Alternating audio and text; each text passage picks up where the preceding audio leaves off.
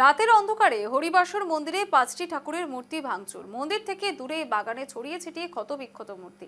ঘটনার সামনে আসতেই ব্যাপক চাঞ্চল্য এলাকায়। বিশাল পুলিশ বাহিনী ক্ষোভে ফুঁসছে এলাকার মানুষ। দ্রুত দোষীদের গ্রেপ্তার করে শাস্তির দাবি। মালদার হরিশ্চন্দ্রপুর সেখানে ব্রাঙ্গাইপুর এলাকায় খেজুরবাড়ির ঘটনা এবং এই এলাকায় প্রাচীন একটি হরিবাসর মন্দির রয়েছে। সেখানে 5টি ঠাকুরের মূর্তি ছিল। গতকাল গভীর রাতে কেউ বা কারা মন্দিরে প্রবেশ করে মূর্তি নিয়ে মন্দির থেকে কিছুটা দূরে আমবাগানে ভেঙে ফেলে রেখে গেছে। চারিদিকে ছড়িয়ে ছিটিয়ে রয়েছে ক্ষতবিক্ষত মূর্তি। সকালে ঘটনা সকলের নজরে আসে। খবর দেওয়া হয় হরিশ্চন্দ্রপুর থানায়। শুরু হয়েছে তদন্ত।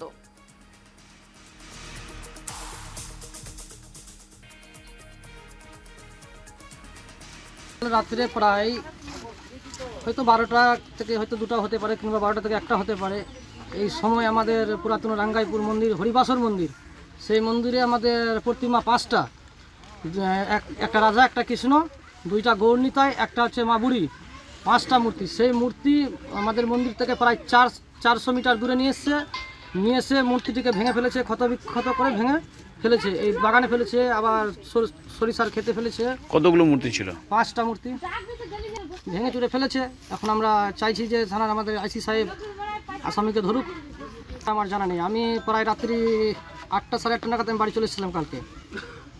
ওটা আমি আমার কাছে খবর নাই এখনো। পুলিশ বলছে আমরা এখন আসামিকে ধরার ব্যবস্থা নিচ্ছি। মোবাইল নেটওয়ার্কের মাধ্যমে ধরা পড়বে যে মন্দিরটার কাছে কতজন ছিল না ছিল। আমি পুলিশের কাছে এটা আবেদন করছি যে লোকেশন ট্র্যাক করে আসামিকে ধরা হোক।